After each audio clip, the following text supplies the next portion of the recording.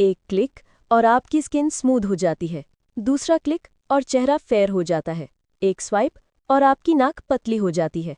लेकिन सवाल यह है कि जिस चेहरे को आप परफेक्ट मान रहे हैं, क्या वो सच में परफेक्ट है? क्या वो चेहरा आपको रियल में मिल सकता है? जो ब्यूटी स्टैंडर्ड आप अपना रहे हैं, वो सच में एक परफेक्ट पर्सनैलिटी है? या ये ऐसी टॉक्सिक माइंडसेट का नतीजा है जिसने हमें खूबसूरत का एक ही मतलब सेट कर दिया है? Welcome to critical access. हम बात कर रहे हैं भारत के कलर फैक्टर की। ये सिर्फ गोरे या सांवले रंग की बात नहीं है, ये उस परफेक्शन के स्ट्रगल की बात है जिसने हमें हमारी अपनी रियलिटी से दूर कर दिया है। एक ऐसा टॉक्सिक ट्रेंड जिसे दशकों तक टीवी एडवर्टाइजमेंट्स ने बेचा और आज सोशल मीडिया फिल्टर्स इसे हमारी रियलिटी बना रहे हैं। आज हम इसी की रूट तक जाएंगे। हम डिकोड करेंगे कि ये सोच हमारे समाज में इतनी गहरी कैसे बैठी है और ये हमारी सेल्फ इमेज को, हमारे सेल्फ कॉन्फिडेंस को हर रोज कैसे तोड़ रही है। ये कहानी आज से शुरू नहीं होती, इसकी जड़ बहुत गहरी है। ये माइंडसेट हमें लेगेसी में मिली थी, हमारी कॉलोनियल हिस्ट्री से। वो दौर जब चमड़ी का रंग आपकी हैसियत, आपकी सोशल क्लास तय करता था।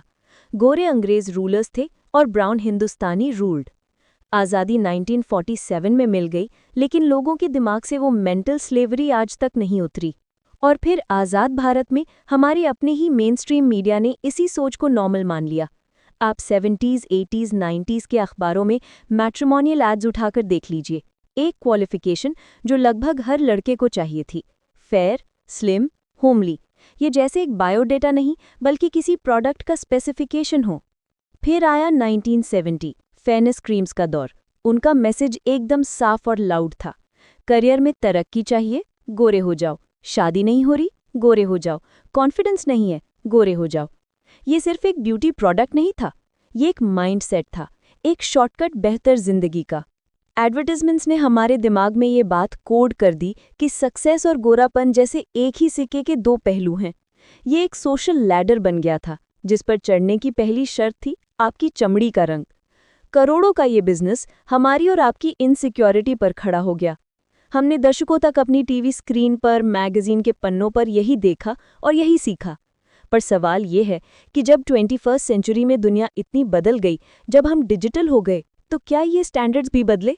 नहीं, इन्होंने बस अपना रूप बदल लिया है। और ये पहले से ज़्यादा डेंजरस हो गया है।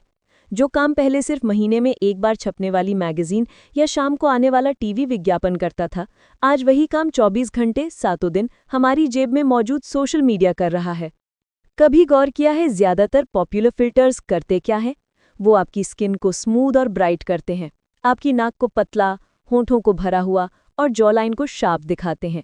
ये जाने अनजाने उसी खास लुक को खूबसूरत मान रहे हैं। गोरा रंग, तीखे नैन नक्श, ये वही लुक है जिसे हॉलीवुड का प्रोपेगेंडा या कहें बॉलीवुड की ग्लॉसी दुनिया दशकों से आइडियल बताकर बेचती आई है। एक ऐसा यूरोसेंट्रिक स्टैंडर्ड जो हम में से ज़्यादातर लोगों की रियल शक्ल से मेल ही नहीं खाता।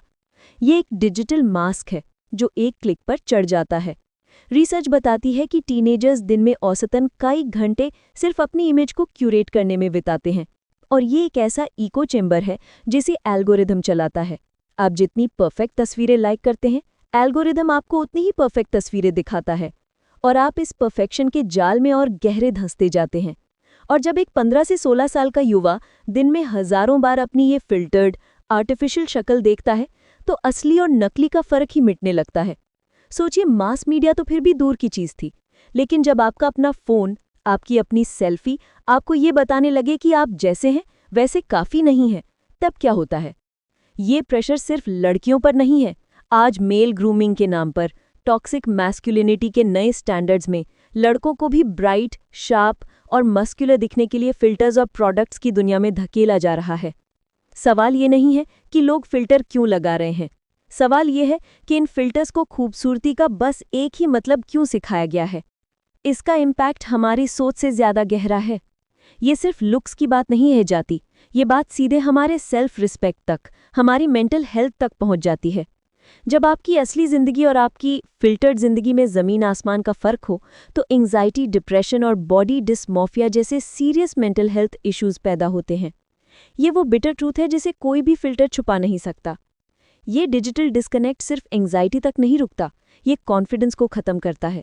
ये युवाओं को रियल वर्ल्ड में लोगों से मिलने जुलने से रोकता है उन्हें आइसोलेट करता है, क्योंकि उन्हें डर लगता है कि वो अपनी ऑनलाइन इमेज से मैच नहीं कर पाएंगे। और धीरे धीरे समाज भी आपसे उसी नकली परफेक्शन की उम्मीद करने लगता है जो रियल है ही नहीं, जो मैन्युफैक्चर्ड है। और इसी का एक दूसरा बहुत ही अगली पहलू भी है, जिसे देखकर हम अक्सर चुप रह जाते हैं। जब समाज गोरे रंग को आइडियल मान लेता है, तब क्या होता है?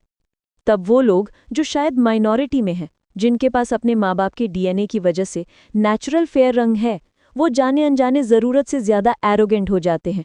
उन्हें लगने लगता है कि वो बाकी मेजॉरिटी लोगों से जो ब्लैक या ब्राउन है बेहतर है। और सबसे सैड बात यह है कि मेजॉरिटी लोग भी इसी कंडीशनिंग के शिकार होकर उन्हें ज़्यादा रिस्पेक्ट देते हैं। ये कितना अनबैलेंस्ड है, ये बहुत ही लो मेंटालिटी है। ये दिखाता है कि हमने इंसान की वैल्यू उसके स्किन टोन पर लगा दी है, उसके कैरेक्टर पर नहीं। और यही हमारी सबसे बड़ी ट्रेजेडी है। हम 2025 में हैं, हम डिजिटल इंडिया की, स्किल इंडिया की बात कर रहे हैं, लेकिन क्या माइंडसेट सच में बदला है? फैक्ट ये है कि आज भी 2025 में एक युवा का कॉन्फिडेंस उसकी एबिलिटी से नहीं आता, उसके लुक से आ रहा है। आप दुनिया की डेवलप्ड नेशंस को देखिए, वहाँ वैल्यू इस बात पर है कि आप क्या क्रिएट कर सकते हैं, आपकी स्किल्स क्या हैं, आप प्रॉब्लम सॉल्व कैसे करते हैं। ब्यूटी वहाँ एक पर्सनल चॉइस है, पब्लिक क्वालिफिकेशन नहीं। लेकिन हम अभी भी लुक पर, कलर पर अटके हुए हैं। ऐसा लगता है दुनिया एबिलिटी की रेस में भाग रही है और हम अभी भी ब्यूटी कॉन्टेस्ट में फंसे हुए हैं। ये गैप हमें सिर्फ सोशल तौर पर नहीं, बल्कि ग्लोबल तौर पर भी पीछे धकेल रहा है। और हाँ, कुछ लोग ऑथेंटिसिटी या रियल होने की बात कर रहे हैं, लेकिन फैक्ट यह है कि मेजॉरिटी यूथ अभी भी इस कंडीशनिंग से बाहर नहीं निकल पा रहे हैं। ये बायस आज भी उतना ही स्ट्रांग है, शायद पहले से ज़्यादा स्मार्ट तरीके से काम कर रहा है। सुपरफिशियल ब्यूटी की डिमांड रियल ग्रोथ की डिमांड से कहीं ज़्यादा है। ये कोई शुरुआत नहीं है, ये एक चेतावनी है। आपका क्या राय है? कमेंट में बताएं।